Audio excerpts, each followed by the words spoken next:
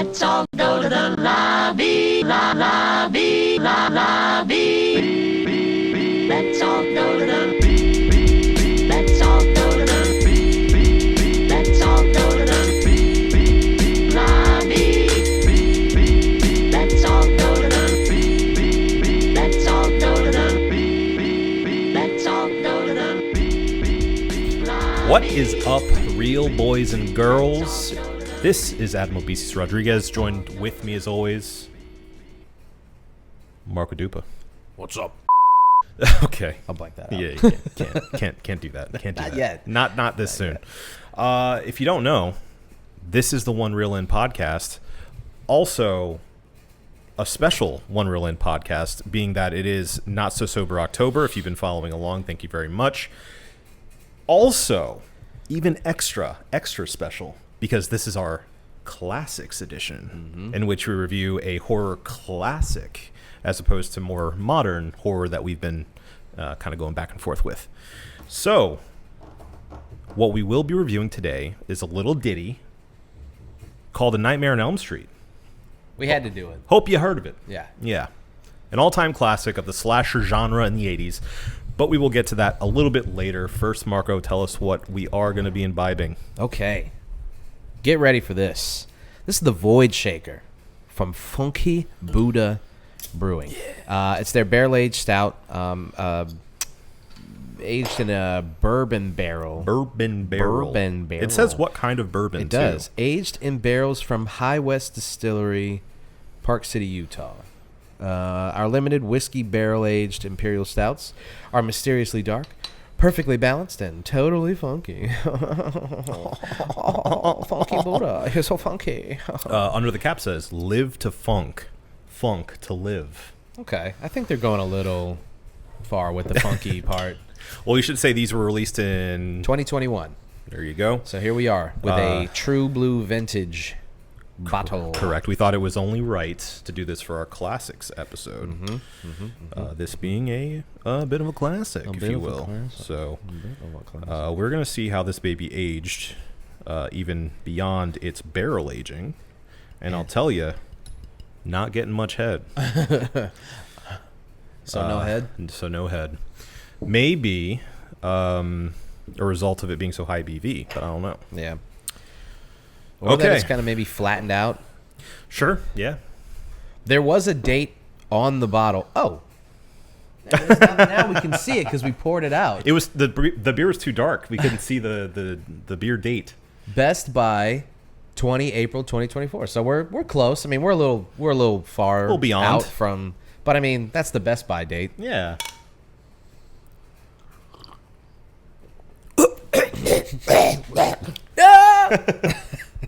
No. Yeah, that tastes like what it is. Yeah. Yeah. I mean, yeah.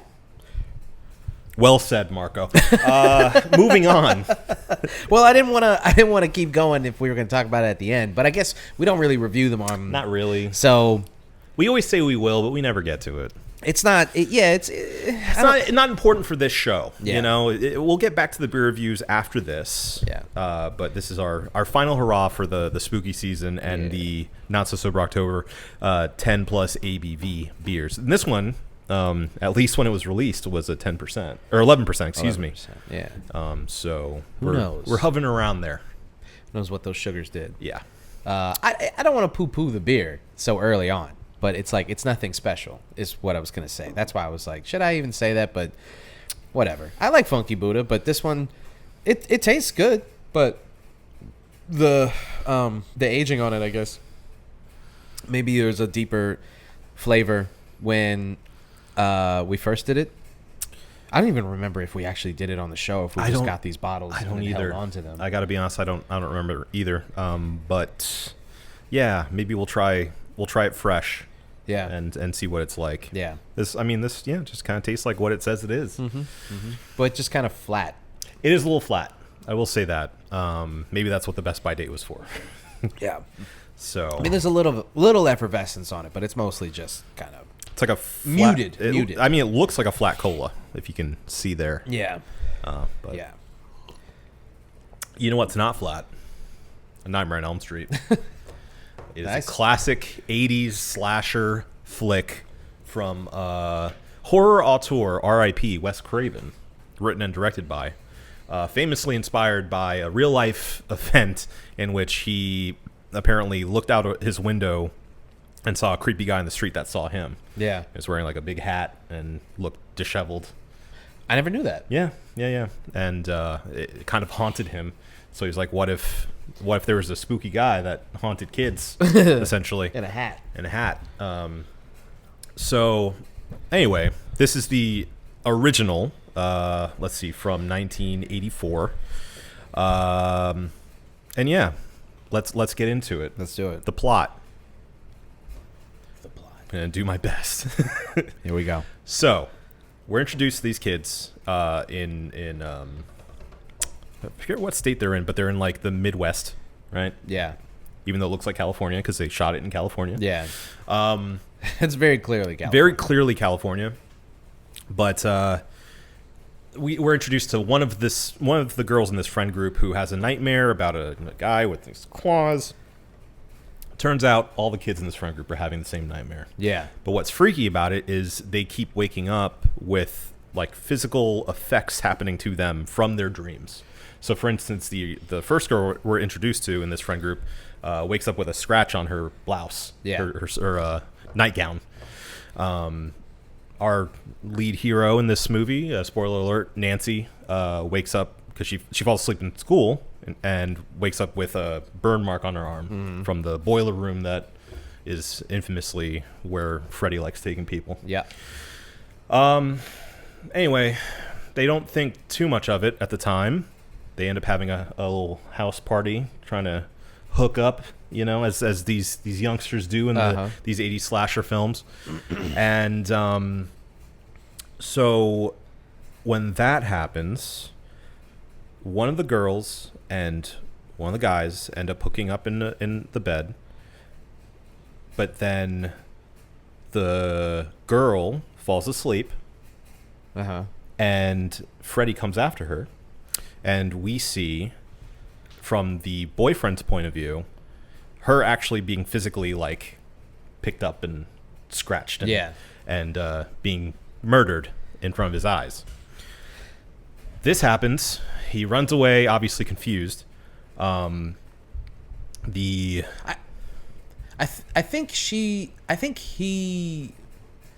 think we're mixing up two different situations from that movie. I think that was the scene where she's already freaked out and trying to stay awake, and she asks him to stay with her. Oh, she's scared of the nightmares Yeah. already. So she wants him to wake her up when she falls asleep. And he's like, yeah, whatever, all right. And then he falls asleep. He, like, dozes off. And then he wakes up to her. The girl's name's Tina, by the way. Just so he wakes up to Tina being like, getting dragged to the up ceiling. Ceiling. Yeah. Rod is the boyfriend's name. He's kind of a greaser looking kid, and kind of the bad boy of the group. So that happens, and he's immediately pointed to as the cause of this murder. I mean, most of all by Nancy's dad, who is a cop. And so they arrest him immediately once they find him. And he's saying, I didn't do it. Something happened. I don't know what. We're not safe, et cetera, et cetera. Of course, the adults don't believe him. That night, he gets murdered as well, mysteriously. And we see him get murdered by a blanket. Yeah. Yeah. Great scene. Yeah. It's staged like a suicide while he's in the jail cell that they're holding him in. And all of his friends, all of his surviving friends are like, he would never do that. Yeah. There's something else going on. But of course, the adults continue not to listen. Right. At this point, Nancy is at home. She's taking a bath, falls asleep in the bath. Yeah. Freddy comes after her. Yeah. There as well. One of the most iconic scenes of the glove coming out of the bathtub.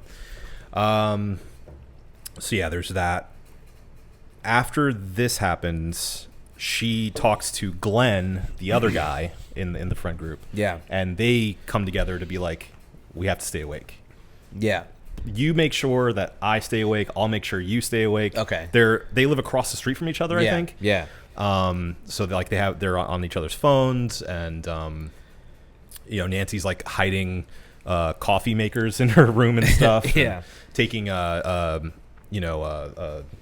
caffeine pills and all these things, and her mom is kind of freaking out about it, like, what's wrong with you? And the adults continue to ignore the problem. If you're seeing a through line here. Yeah. So let me think. Oh, right. So Glenn, played by young Johnny Depp, he says he's going to stay awake and help Nancy. He, in fact, does not. Yeah, that's right. He puts on his headphones, falls asleep. Yeah. And then we get another famous scene from this movie where he gets sucked into his bed and just cascade. A water fountain of blood just comes out, shooting to the ceiling. It's amazing. Yeah. Which his mom sees, right? Yeah, she comes in and sees that happen. Yeah. So by this point, the adults know something's up. There's no Right. more hiding this situation. So Nancy confronts her dad and is like, what the hell's happening? Yeah. Like, this isn't normal. We're being targeted by this creep in our dreams. What is it? And then he explains what had happened was...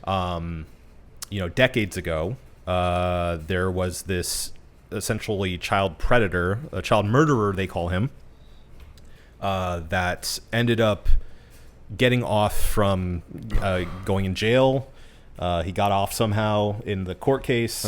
And so the parents of this town decided to do some vigilante justice. Yeah. And burned down his house. He died. And c'est la vie. Mm-hmm. So he's back now, haunting and taking vengeance on the children of the parents who murdered him. Yeah. Nancy, though she tries to stay awake as much as possible, inevitably dozes in and out of sleep. And in one of these moments, she is able to grab onto something in her dream and wake up and still have it in hand. Yeah. Which makes her come to the conclusion that she can pull Freddy out Yeah.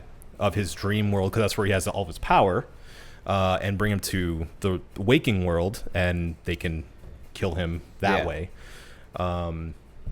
So, long story short,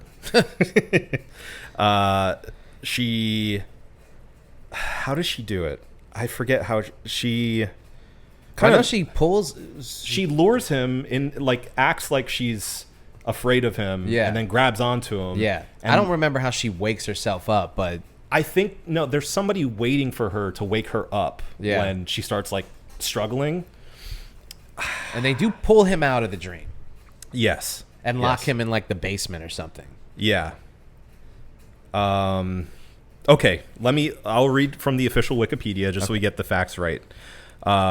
Glenn falls asleep and is killed by Krueger. Now alone, Nancy asks her father, who's across the street investigating Glenn's death, to break into the house in 20 minutes. She gives herself 20 minutes. Okay. She rigs booby traps around the house, and grabs Krueger out of her dream into the real world. The booby traps allow her to light him on fire and lock him in the basement. Okay. The police arrive to find that Krueger has escaped from the basement. Nancy and Don find a burning Krueger smothering Marge in her bedroom, which is her mom. It's crazy. After Don extinguishes the fire, Krueger and Marge vanish into the bed before Krueger rises behind Nancy. Realizing that Krueger is fueled by his victim's fear, she calmly turns her back to him and Krueger evaporates. Yeah. Bitch! And then we get, the famous scene where, it's great, it's over. Nancy steps outside into the foggy morning where all of her friends and her mother are still alive. She gets into Glenn's convertible to go to school when the top suddenly comes down, colored in green and red stripes, and locks them in the car locks them in as the car speeds down the street, while Marge waves them goodbye on the doorstep. 3 girls in white dresses playing jump rope chant Krueger's nursery rhyme as Marge is grabbed by Krueger through the front door window. One of the best. I love all time. I love that her body looks like it's inflatable. Yeah. When they pull it. It's the greatest. All like one of the all-time best like stinger like cliffhangery endings to The a last movie. jolt. Oh, it's so good. Yeah. And it feels very nightmare-like. Yeah, 'cause it's like it's very clearly not over. Yeah. You know, they're not just gonna be like, oh, Everyone sunshine actually and rainbows, survived. and then just drive off into the sunset. But It the was way all a that they big do it, nightmare. so good, Yeah. so good. Agreed. But yeah, that is A Nightmare on Elm Street. So first things first, going back and rewatching this movie, I was surprised at first of all how good it actually is. Just like on the surface, no pulling any punches. Like, oh, it's good for a slasher movie, or it's good for a the movie time. No, it's just straight up, you know, It's an all-timer. yeah. And so that when I finished watching it, I was just like, I guess I won't say shocked, but I was just like, man, I can't believe like this movie is just straight up a good horror movie. Yeah. The introduction of Freddy Krueger is still to this day so unsettling, so fucking I just didn't remember. I just thought like the scenes that are like jumbled in my head before I rewatched it. Yeah. Were like it was basically the movie out of order. But the first time you see him and his big old long arms yeah. taking up the entire street, like it's so jarring and creepy. And if you've never seen anything like that before, it's just so effective. Yeah. It's like uncanny. Yeah. Yeah, because like it looks weird that his arms are that long. He's genuinely a scary villain in the movie. Like Yes. there are certain iconic, like Freddy's not scary. Or I'm sorry, not Freddy. Jason. Jason's not scary. Jason, like he's an imposing figure On screen. If you were to see him in person, of Yeah, course, sure. It's a giant man with a massive monster. Who, a giant machete. yeah. Yeah. I mean, I guess, kayfabe, he's scary because, yeah, that's just frightening. Sure. But, like, on screen, Freddy's character design and abilities and everything else. His character period. Yeah, like him he's being just scary. Him being a child predator, which they I feel like nerfed a little bit into being a child murderer. Yeah. But, you know, as you go along the series, they kind of go back and forth with it a little bit, like whether he was like a child predator or if he was just a child murderer. Right. Yeah. Because, you know, weird distinction for them to play around with. Yeah, and I mean, you can we can talk about it more later on in this episode, but they eventually go this route that most of these 80s slashers go, which is it gets silly. Yeah. And we end up wanting to cheer for our villain. Yeah. And you don't want a child predator to be someone you cheer for. Right. So they go, yeah. So you have to soften I mean, he it a little murdered bit. some kids, but, you know, he wasn't being weird about it. Well, and don't they later on try to make it seem like the parents were kind of shitty too? Yeah, like yeah, that yeah. he wasn't just like he was murdering kids, but like the people who murdered him like bullied him or something. I'm trying. I know that Yeah, they like soften it a little bit to where like they kind of make him a little sympathetic. We play through his murder a couple times in the series, I think. Yeah.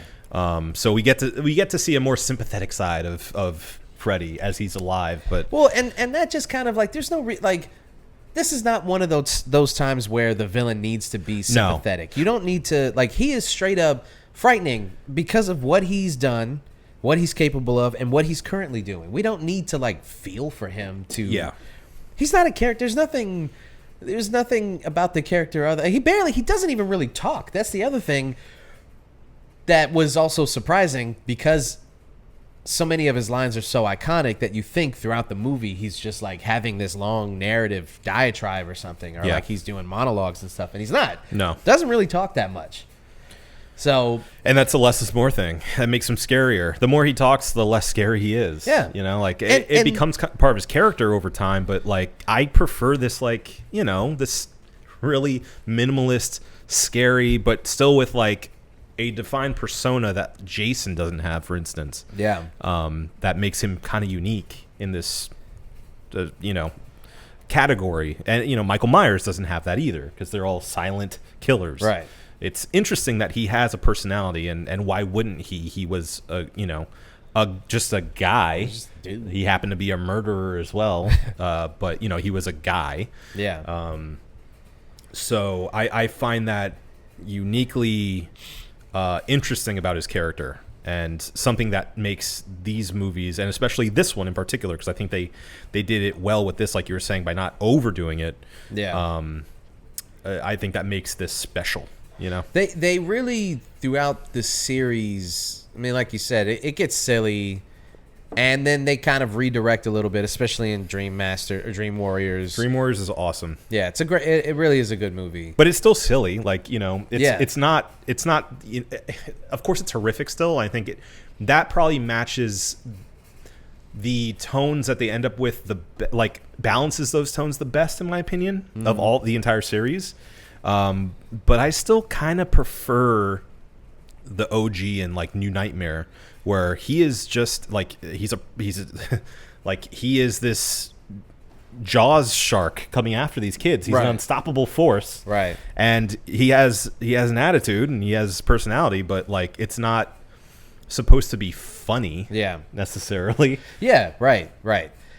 Imagine, if you will, in a world in which Wes Craven and the studios had the self-control to just make Nightmare on Elm Street, and then come back 10 years later and make New Nightmare, or 15 years later, or whatever it was. Can you imagine? The legacy of what this, and I don't want to take any, food out of Robert Englund's mouth, or sure, money off of Wes Craven's table or anything. Heather Langenkamp. Yeah.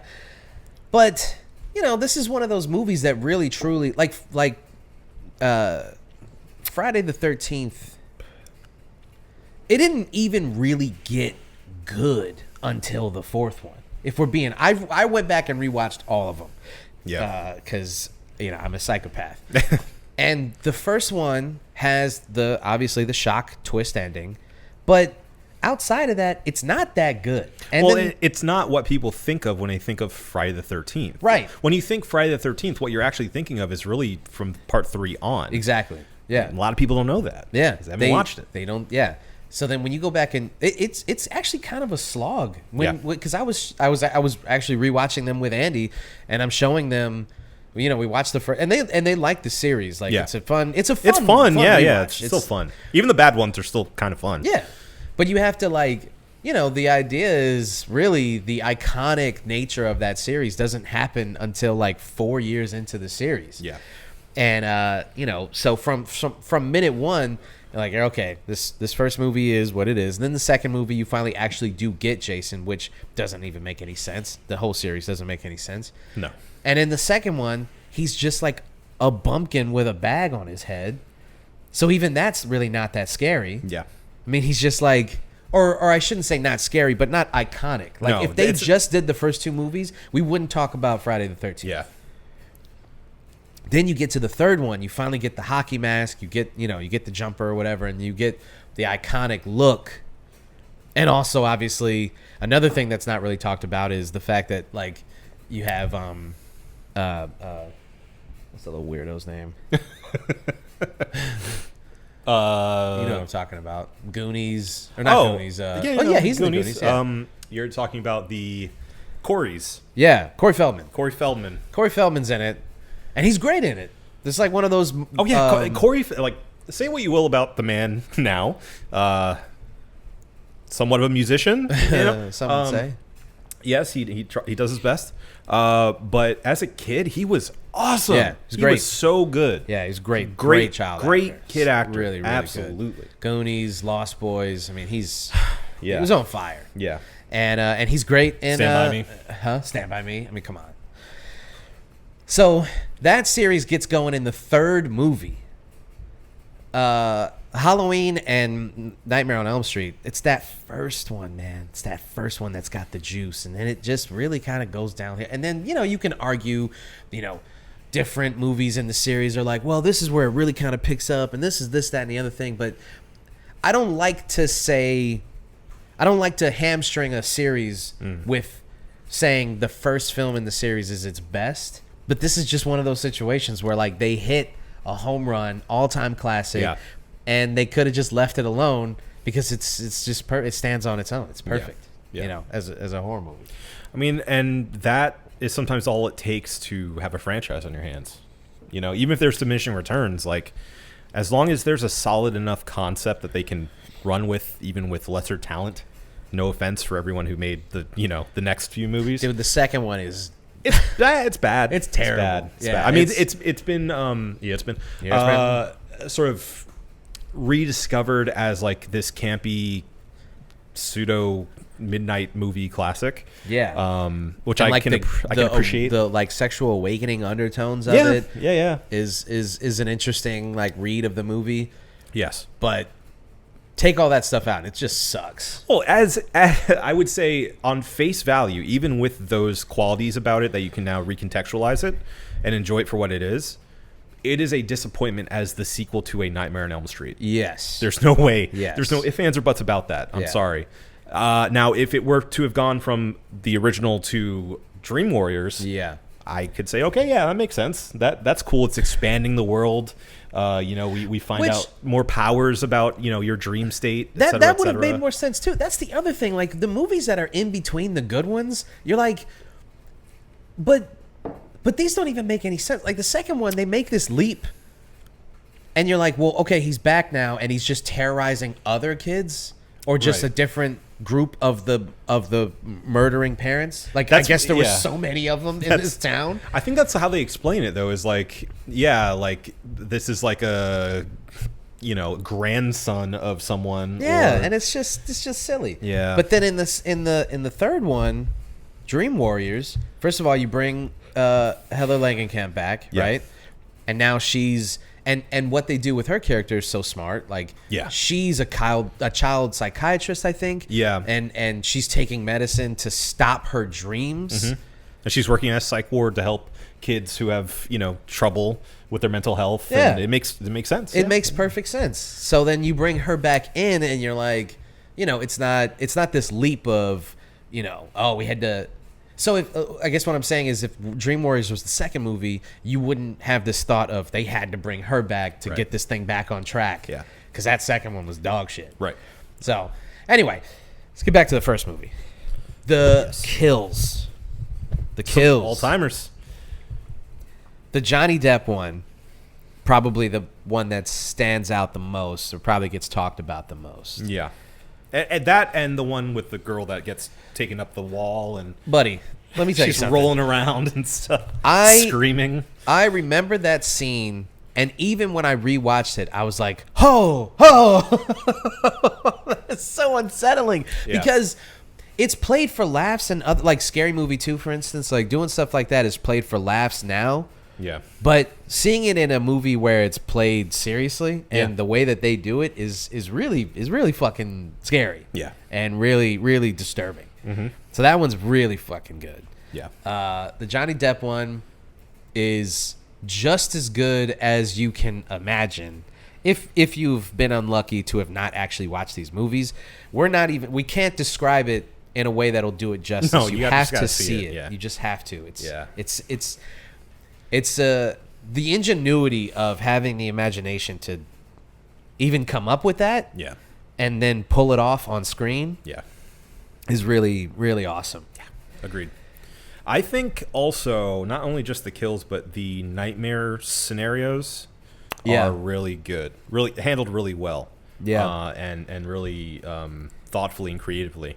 Like a scene that sticks out in my mind is I want to say it's when Heather Langenkamp, when Nancy's asleep in school, I think, where she's walking through the halls and she sees her dead friend in the body bag just like being pulled. Like the slowness of it and the dreamlike feel of it, of how it's shot, along with like the girls singing the Freddy song and things like that happen later on down the line. Iconic again. Yeah, I think all those things, and like there's sort of a mist over it all. Yeah, in those scenes that you can kind of pick up on when people are sleeping. and the uncertainty of not knowing whether or not the scene you're watching is a nightmare scenario or if it's real. Yeah. Until it starts to get like kind of zany and otherworldly, and you're like, Sure. okay, they're definitely in a dream. Yeah. And that's the same thing with like an actual dream. You wake up and you're like, man, that felt so real. But then you start to think about the details, and you're like, well, that doesn't even make any sense. I was flying. What was I doing in the coal mine? That's crazy. So when you're in it, nothing seems weird until you're out of it, right? Yeah. So they captured that emotion really well. Yeah. You know, kind of like not doing a little like blackout cut back and now we're in a dream. Yeah. They just kind of like cut the scene. Now it seems like they're awake, quote unquote. They're going like I think there's one scene where she falls asleep in her house, goes downstairs, and you're just watching the movie, and then something happens and you realize like, oh, she's dreaming. Yeah. And they don't they reveal it in a really smart way. Yeah. It's one of the things I love most about this entire series is those moments where the character's trying to stay awake and you're like, are you really still awake or not? Dude, in Dream Warriors, where the girl is she's watching TV and she's like smoking, and I think she's burning herself with cigarettes. Yeah. And she's watching TV. It's one of the greatest, you know what I'm talking about. Of course. All time greatest like kill scenes in a horror movie. She falls asleep. You don't know she falls asleep because she's watching a late night TV show, and you don't know she's falling asleep until Freddy's on the couch being interviewed. Yeah. And you're like, By a real late night host, Yeah. by the way. and then I think he kills him, and then she walks over to the TV, and then he becomes the TV. His head comes out of the top of it. Arms come His out. arms, and he grabs her, and then what does he say? Oh my god! I've been gotta trying look it to up. I've been trying to ruminate on. What I want to say is, "You're on TV, bitch." Yeah, it's something like that. It's Welcome like- to prime time, bitch. I think it's that. I think Yeah, it's Welcome to Prime Time. something like that. But yeah, it's great. It's great. We're gonna. Which is exactly what I mean by saying Dream Warriors. I think is the best mix, like balance of those things. Yeah. Because he's still scary, and the kills are still visceral and nasty and terrorific, if you will. Yeah. Without being too goofy. I gotta find it. Is it? I guess this is just the scene. It might be. Oh, this is fucking Watch Mojo. Ugh. Get out of here, Watch Mojo. Welcome to Watch Mojo. Welcome to Watch Mojo.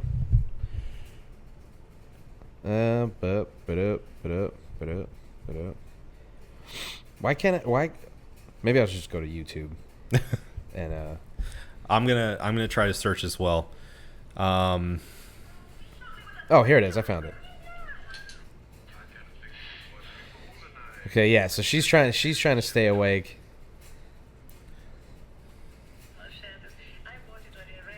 Oh yeah, what's her name? Zsa Zsa Gabor. Yeah. She does a cameo in this. When a young actress is how do you? It kills Zsa Zsa Gabor. Yes, That's what it is. yes. Which is awesome. Yes.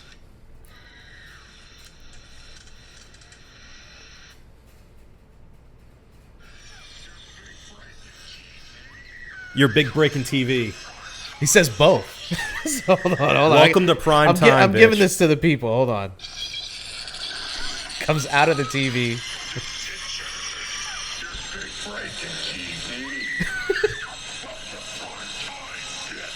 Nice. Dude. Bitch. And then he grabs her and pulls her into the TV, and, Yes. and then she's just stuck there. Yeah. Yeah. Dude, such a good scene. I mean, I don't know, man. I don't want to rag on like these new movies. Actually, yes, I do. This is what I do. I rag on things.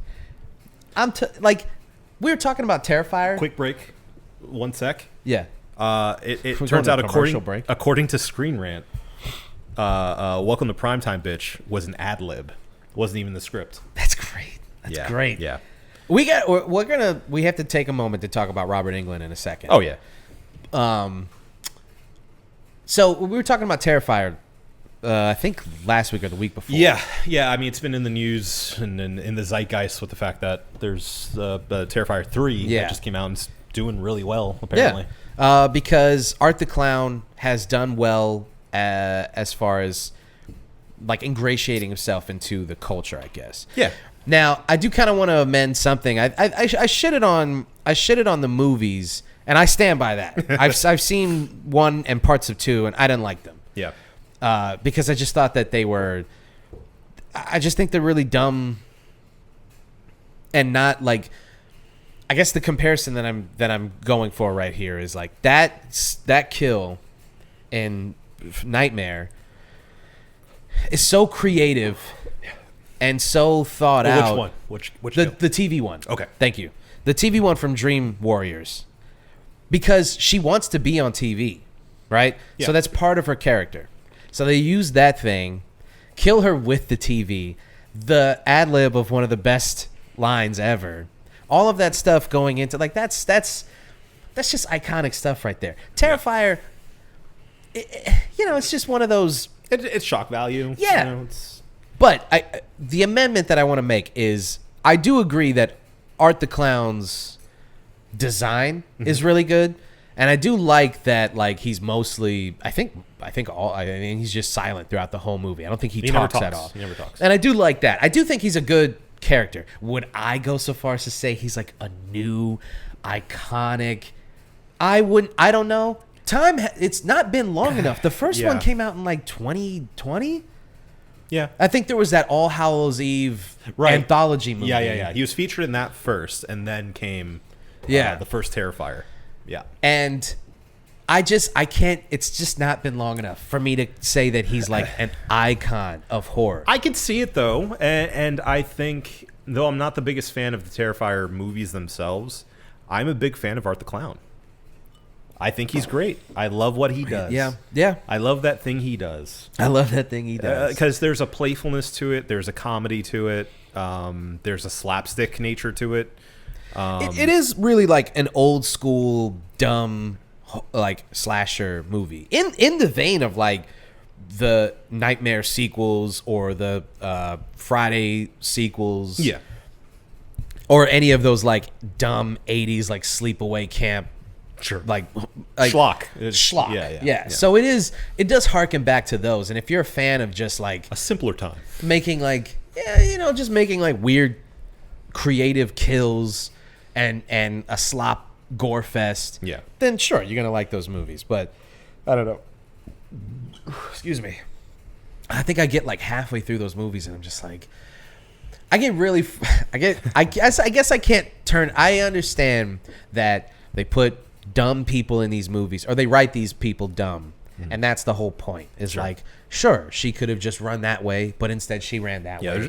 She tripped. They're just fodder to be killed. But I guess it's hard for me sometimes to like let that go and just be okay with the fact that like this movie is not about these people surviving. This movie is about these people making dumb decisions and paying for it. Yeah. So I get that, but I don't know. I'm gonna reserve judgment. I'm also gonna reserve calling Terrifier 1, 2, and 3 an iconic horror series. Yeah, it's too soon for that. I'm not gonna go that too far. Too soon for that. If you want to say Art the Clown is on his way to becoming like an iconic horror figure, yeah. I mean, I can maybe meet you halfway on that one. Yeah. So I bring all that up just to say like they were already doing it so good in '84. It was already being done so good in the '80s by I agree. Wes Craven. I agree. And his crew. Well, and it shows that you can have inventive kills and gore without it being dumb. Yeah. It can have some thought to it. And, I can see people pushing back saying the Terrifier series is smart and inventive in the way that it does gore and kills, but it's not though. I can concede that, and again, look, I think Terrifier 2 is an okay movie. I would rewatch it. It's over long. I'll say that, but I think it's better than Terrifier 1. There's more going on. There's more lore. They expanded a bit. There's some bad acting in it. it still feels a little cheap. Yeah. It still feels mainly a vehicle for the kills, which is fine if that's what you're into. Apparently, he's like a zombie. Oh, he's a demon. Yeah. Yeah. He's not He's a been human brought being. back. Yeah. Well, Yeah. I was reading something that he was like he was a human at some point, but he was so evil. I guess this gets filled out in 3. In 3, okay. He's Possible so spoilers for evil. Terrifier 3. Yeah, sorry. Yeah. That a demon was like, bro, you're killing. We shit. could use you. Like, Yeah. I ain't never seen a human being do the shit you've done. Yeah. And so they hook him up with otherworldly powers. And I now see. he is an otherworldly demon. Yeah. But before, he was just so good at his job that he got a promotion. I mean, it's nice to see a clown thriving, You know? in this market. It's hard out here. Yeah, yeah. But, I think it's important to note that the Terrifier series is helmed by a guy that is primarily focused on effects and visuals and like makeup and those things. That's where he comes from. Yeah. Is the people who make the gore in the movies. Right. And it's very clear that that's his focus. Right. Is like the story, yeah, we got something laid out here. However, it feels like it's more of like, okay, the character needs to do this so that we get the chainsaw kill here. Right. Then a character needs to go here in order for us to, get someone chopped in half with a buzzsaw. Yeah. It's very thin story to get us from point A to point B. right. So, I mean, it's not like it's the first movie series to do that. I point at Saw, Yeah. being very thin in some points and just being a vehicle for, inventive Rube Goldberg machines Yeah. to see murder happen. Yeah. Which, can be fun in its own right. Fun time at the movies. But Fun time at the movie. it's not on the same level as something like A Nightmare on Elm Street, because it's very clear that A Nightmare on Elm Street comes from a more primordial fear of sleep and dreams and what happens when we drift off. Yeah. Yeah. There's an extra level of thought to the Nightmare on Elm Street. Right. At least the first one. Yeah. It's very clear that there is some camp and there is some silliness in the first one, but it's very clear that it's played pretty straight, and that there is a thought to playing with reality and dreams and like not really anything deeper than just the notion of what dreams are made of, basically. Yeah. And what that can do to your psyche in the real world. Yeah. And I'm sure that there's another level to it that I'm not really explaining well, but Well, just another element to this that I just saw here that I remembered hearing about before. By here I mean Wikipedia. Another inspiration from Wes Craven's childhood is he saw a newspaper apparently from the refugees that came from Laos during the genocide in the 70s, and apparently some of the refugees refused to sleep because of their terrible nightmares. oh wow. So, and some of them died in their sleep apparently soon thereafter. So, Damn. Just the idea that sleep is inevitable. Yeah. And if something is haunting you in those dreams, there's no escape from it. Yeah. Really. Like you will die either way. You must sleep. Yeah. If you don't sleep, you will die. And if you go to sleep, you will die. So like, what are you going to do? Yeah. So that's an extra, layer to this entire thing of it not just being a slasher, not just a guy in a mask, not a zombie. It's somebody that can infiltrate your own mind. Yeah. That I feel like is really unique to this character. Yeah, and just the idea of his character is a little outside of like, he is exacting revenge, but it's revenge from like he was justly killed. Yeah. He was murdering children, and the community took it upon themselves to exact justice on him. And now he's coming back to exact justice on them, and it's like no, dude, but you were murdering Right, kids. right, Like, yeah. you deserved to die. What murder? So I also really like that aspect of Yeah. it because, like, Friday the 13th, for instance, spoiler alert, it's the mom.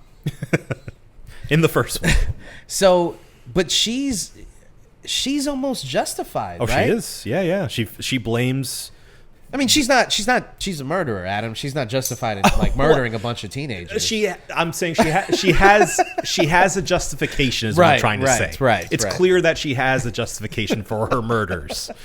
She blames the camp counselors for her kid's death. They were getting their hanky panky on while her kid was drowning. Her little dum couldn't swim. Yeah. And so Maybe he shouldn't be by a lake. Is all I'm saying. I mean, yeah, maybe you shouldn't have taken him to Camp Crystal Lake, Right? If you can't swim, Right. So, the first one is there's a justification there. In the second one, there's a justification because now you realize that Jason has survived. He's an adult who's been, I guess, eating squirrels in the woods. Yes. And he's coming back because his mother was killed in front of him. Apparently, he saw it happen. Yeah, he was there. So that makes Get lots sense. of slow mo of the of Mama Voorhees getting her head cut That's off. fantastic. So that almost kind of makes him a little sympathetic in the first one. I mean, he becomes this undead zombie murdering machine. But there's always, I feel like, a humanity to him because he is still childlike in a way. Until the fourth one. Yeah, Then he sure. just becomes like a killing hulking machine monster. Yeah. Yeah. Who's just murdering because he feels like it. Yeah. He gets to the point where he's like, Camp Crystal Lake is mine, and anybody who steps foot here, I will chase you to the ends of the earth to murder you. Yes. And that's how we get to... Even to Manhattan.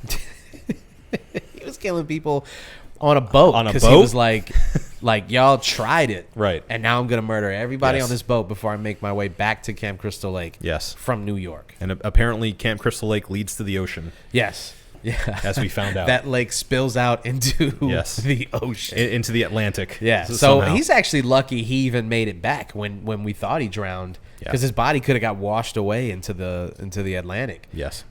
So, he's lucky. Absolutely. So getting back to Freddy, he doesn't have a real justice. He's just pure evil. He's just back. He is back by the nature of being so evil that his evil spirit can haunt the dreams of children. Yeah. Because he's just so evil. Well, I think in the first one, the lesson you kind of get is the perpetual nature of vengeance. Yeah, right? right. That's the lesson to be told there. Right. Is like, never seek vengeance because it just leads to more violence and more vengeance. Right. It's a cycle. Right. So if they were to have left it alone and known, keep your kids away from this guy, he's a bastard, Yeah. things may have been different. Yeah. Yeah, but it's like But it's also the story of justice not always prevailing in the justice system. right. Right. Who's right? Who's wrong? I don't know. Freddy's wrong. Fred, well, yeah, the child murderer is wrong. The but child murderer. murderer. Murderer. Yeah. It always does feel a little weak to me that they call him a child murderer. It's a little cheap that they Yeah. kind of backtracked on that one. Yeah. Yeah. Just go all the way. Yeah. We know what you're saying. Yeah. We know what he did. Yeah. There's nobody who just like seeks out kids just to kill them. No. No. They seek out them Yeah. to. Yeah. I mean, it makes them that much darker. I guess they didn't want to go there, which makes sense. But you're already going there. Yeah. Basically. You're already going there. What's one step more Yeah. to making him even more horrifying? Yeah. Which I never saw it myself, but I vaguely remember them saying that they did that in the remake. Yeah. Where I never watched the reboot. Yeah. Either. I heard it's so. terrible, but Yeah, and just the way that they just play it so. It's like, have you ever seen the? I keep going back to Friday because I watched all of them recently. But have you seen the Friday reboot from like 2019? Yes. Yeah. That one sucks. Yeah. And it's because they played it so straight. Like these movies have personality. They need a little bit of, just a little hint of, just a sprinkling of goofiness, just a one of these of camp to really tie it all together. That's the secret sauce of these movies. And that's what Sam Raimi knows. Yes, He's the master of that. master. He gets it. People say, oh, the Evil Dead stuff gets too goofy. No, it doesn't. It's perfect. It's a perfect balance. Well, even watching Drag Me to Hell, that's a more my modern God. take on his so idea good. of like silly, kind of silly, Yeah. but still played so straight that the silliness is almost even more disturbing. Yes. 'Cause it's like, why is she laughing? Yeah. Why is she cackling? Why does she have an eyeball in her mouth? I don't like this. This is all so fucked up. Yeah. Yeah. It keeps you off balance. The Exorcist, like the scenes where the demon starts talking to the priest and stuff, and she starts really, Yeah, your mother sucks dicks in hell. dude, like, My guy. it's a horrifying thing to say and to hear, but Especially from like a also, 12-year-old. There's a level of it that's like, Huh? you're like, what? What'd you say? What did you just say? What was that? Yeah. Yeah. Yeah. Yeah. Yeah. There's some good stuff in there. Yeah. So okay, wait. We need to talk about Robert Englund. I was about to say the same. Yeah. Okay. The only Freddy Krueger in my book. Goddamn right. Yeah. All due respect to homeboy who plays him in the reboot, Yeah. because that guy's pretty good. Oh, he's great. Yeah. And other stuff. Yeah, it's Rorschach, right? Rorschach and Watchmen. Yeah, the movie. and whatever else he does. What's his name? James Earl Haley. Is that it? Wow, man, that would be a crazy pull if he's not a that guy to you, he's a that guy to me. Hold on, let me see. Not James Earl Jones? Nope. It's James Earl Haley. Yeah, nice pull, dude. Nice pull. Got him. We got him, folks. Even his design as Freddy looks like shit. Yeah. It's just, that's not fair. They Yeah. fucked him. No, they fucked him. They put CG on his face. I was and just about to say stuff, they didn't and- even use prosthetics. Well, I mean, I'm sure they used some prosthetics, but then heightened it with CGI. Yeah, It's like, they probably just covered it with CG after anyway, which sucks. don't do him like that. No. Let He's him, a good actor. I think, and he has a face for Freddy. I think he can very clearly be a good Freddy. Yo, but- Jackie, you heard that? You got a Freddy face. Jackie Earl Haley. Jackie Earl Haley. That's a good name. It is. All Sounds right. like a serial killer. No longer. Yeah, it does. It's the 3-name thing. Jackie Earl Haley. Robert Englund is a shining just light in the darkness in all of these movies. No matter how bad some of them get, he is always so good. He always shows up. He was born to play Freddy Krueger. Yeah. He plays him so well. Yeah. I can't even think of. I mean, it's if it wasn't clear, he's my all-time favorite slasher villain. I think he's just. Me too. I mean, he just plays it perfectly. He understood what Wes wanted from him, and he delivers every time. Even in the worst movies, you're like, but Freddy's still killing it. Well, and no pun intended. He gave a character that other actors would have either overdone or would have kind of flinched at playing given the nature of his character. Mm-hmm. But never talked to the man myself. I would love to, but he seemed to have fully embraced who that character was. Yeah. And fully embodied, this kind of smarmy, bad intentioned, but in a weird way charismatic guy. Yeah. It's really fucked up that he is so charismatic as this child murdering, molesting. Allegedly. I remember never proven in a court of law. Right. He got off. Oh, he got off. Ew. Yuck. I was going to say, as a kid, I remember growing up. You don't know how much I've been restraining from making more. I would say I was proud of you, but until the last couple seconds here. This is a terrible segue, but as a kid, I loved Freddy Krueger. And he loved me. Yeah, no, I remember Freddy and Jason being the big dogs in town when I was a kid. Like even as like a 6-year-old, I knew who Freddy Krueger was. Yeah. I remember my cousin Jason having the claw That's awesome. for Halloween. He had the claw, and I remember him scaring the crap out of me as a kid. He was on the other side of his bed. I walked into his bedroom. I think he had called me into the bedroom, and then he just went like this with the claw. If you're not watching, he put his hand over the bed, and I could just see the claw go onto the bed, and I ran out of the bedroom screaming. That's great. Yeah, That's so amazing. he was. I mean, as like a, I don't know, like a 12-year-old, he was Freddy Krueger for Halloween. Yeah. So it's like there was an appeal there, obviously. Yeah. And he had his own TV show. Yeah. There was the Freddy Krueger TV show for a little while too. Yeah. So yeah, I mean the character was everywhere in the 90s. And I think a lot of kids nowadays don't realize how big of a character Freddy Krueger was. No, they don't get it. They don't understand. Yeah, and actually, I heard a relatively recent interview with Robert Englund, and somebody asked, like, would you ever play him again, like one last go? Yeah. And he's like, no.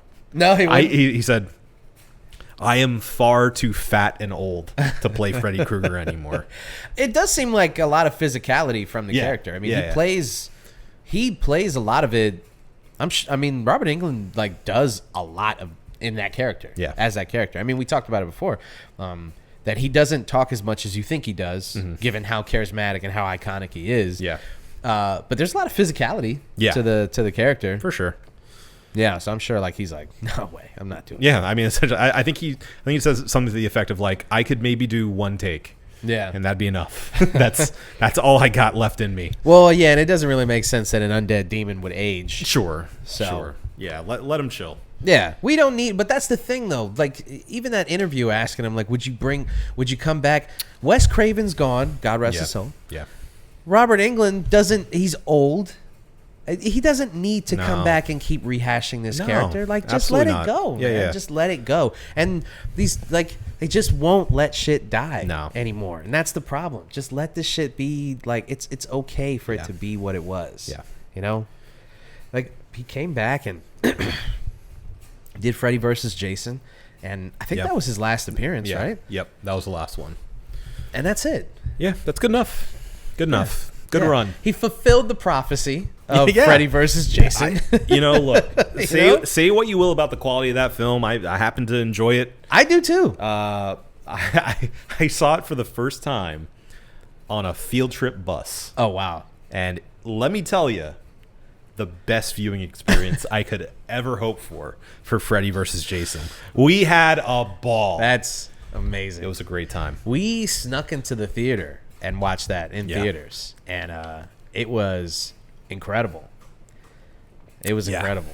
What a show. Just watching them go at it. It's amazing. Kelly Rowland. Man. She loses her nose. She's iconic. Yeah. What does he say? White meat or dark meat or something like that? Probably.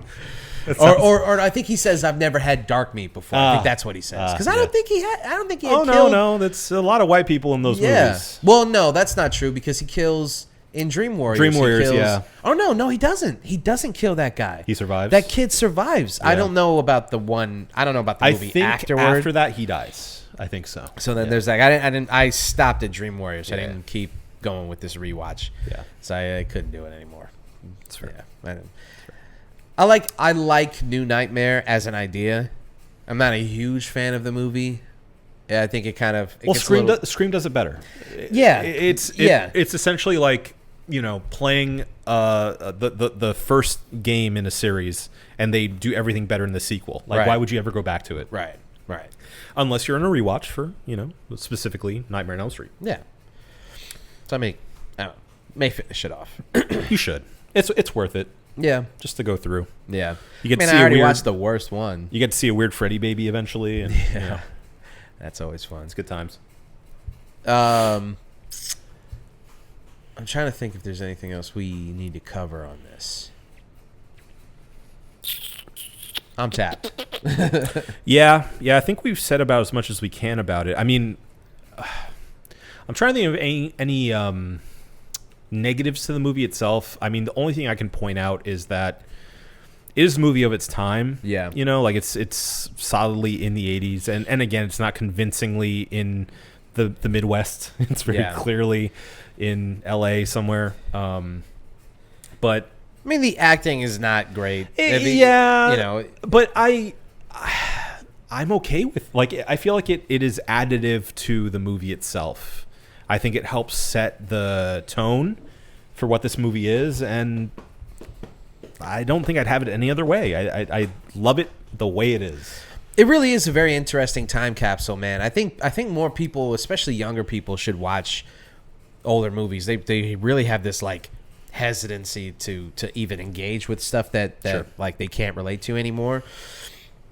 And so they don't go back and rewatch older stuff. And I'm not telling an 18-year-old to watch a movie from like the 40s. I'm telling you to watch movies from the 70s and 80s for sure. Sure. And if you think you can handle it, from the 60s. But I would definitely say, like, you know, the 70s is like one of the most iconic decades in the history of cinema. So I would say if the you new just golden age. if you're just cutting off 10 years of some of the greatest movies ever made, then you don't get to argue online about movies. Yeah, I will say that. And yeah, I think it's a great rewatch because it's just so like of its time. Like you said, it is definitely a movie made in the 80s, and it's an 80s movie. Yeah. The look, the hairstyles, the technology, the acting. Yeah. It is. I mean, even its themes, obviously if you're not our age or older, you can't really visualize this. But our generation, there were like the trailers. Like they used to talk in trailers. I don't know if you guys remember this. If you're a kid, you don't know. We referenced this earlier in this episode. How they used to. Yeah. We did. In a world. That's what they used to do in trailers. The trailer was scenes interspliced with a narrator. Yeah. And those guys, all those dudes lost their jobs once like YouTube and like fan cut trailers and like once trailers started becoming like, how do we cram this Jay-Z song into and the sound effects synced up to the music. yeah. And it's like Jigga, and you're like, wait a minute, that doesn't work. In orchestral version. Yeah, or a slow down Jigga. Yes. But before, there used to be a guy who would say, "Summer 1984 comes," and then they would say like the byline of the movie, you know, "A Nightmare on Elm Street," you know, and that was like, I can see it when I watch the movie. I can see the trailer in my head, you know, I can hear it in my head, I can see it, and it's just like, it's a beautiful like snapshot of the mid '80s. So if for nothing else, watch it just to go, man, that's crazy. There used to be phones that just hung on the wall. Yeah. And it was attached to it. And you couldn't walk away from it. Sometimes had tongues come out of it. lick your mouth. They would lick you right in the mouth. Yeah. So there you go. Yeah. All that being said, what would you give this out of 6 bottle caps? 6 out of 6. It's a 6 out of 6 for me too. It's a classic for a reason. Yes. Yeah, I think if you haven't seen it, what are you doing? You shouldn't be at the end of this episode. Yeah. You've spoiled the entire movie. Yeah. But go back and watch it anyway. If you haven't seen it in a while, go back and rewatch it. Now's the perfect time. Did you think about any movies that needed to go on the list, the variety list? I think we said we were going to come back with some selections, but I didn't really think about it. We did. Elm Street is on there, right? Yeah. Has to be. I think that would be a pretty glaring omission. Yeah. Hellraiser is not on there. Hellraiser should be on there. So we were originally going to do Hellraiser. Yeah. I fucked up. That was on me. I forgot to rewatch it. So That's fine. I've seen it before, but I forgot to rewatch it. So we were going to do Hellraiser. Hellraiser is not on the variety list, which is insane. Should be. Yeah. But Nightmare has to be on there, right? Yeah. Nightmare's on there. It's got to be. It's got to be. One that was on the list, I'm pretty sure, but that I wanted to give a special like shout out to is Don't Look Now, the Donald Sutherland movie. Uh-huh. I think more people need to watch that movie. It's available on Criterion. It's just so good and criminally underwatched. Yeah. So check it out. It's a bit of a bummer, but check it out. It's a bit of a bummer. Any hooser. It's number 74, so it is on there. Okay, good. Yeah. Good. Should be higher. So I was about to say, I think that's what we said. Yeah. I think that's what we said. We definitely said that. I It still should be higher. believe it should be higher. Yeah, it should be higher. It should be higher. We really need like a third person here to like we need a Jamie just to fact check. Yeah. Guys, you guys talked about that last week, and it is number 74. Well, with all that being said, is there anything else you would like to say about A Nightmare on Elm Street? No.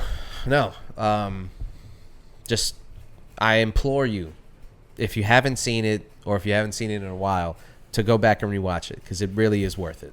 Agreed. It's one of those movies that, some of them do not hold up. Yeah. I'm not gonna hold you. Nightmare or Friday the 13th does not hold up. They're not good movies. They're fun to watch. They're fun to like sit there and throw popcorn at. They are fun. Yeah. They do not hold up in any way, shape, or form. Nightmare on Elm Street holds up. It is genuinely a scary movie. Agreed. So, there you go. Well, that's all Marco has to say. Mm-hmm. That's all I got to say. Mm-hmm. This has been the One Reel In podcast, and That's that's a a wrap. wrap. Sherry's not gonna like that.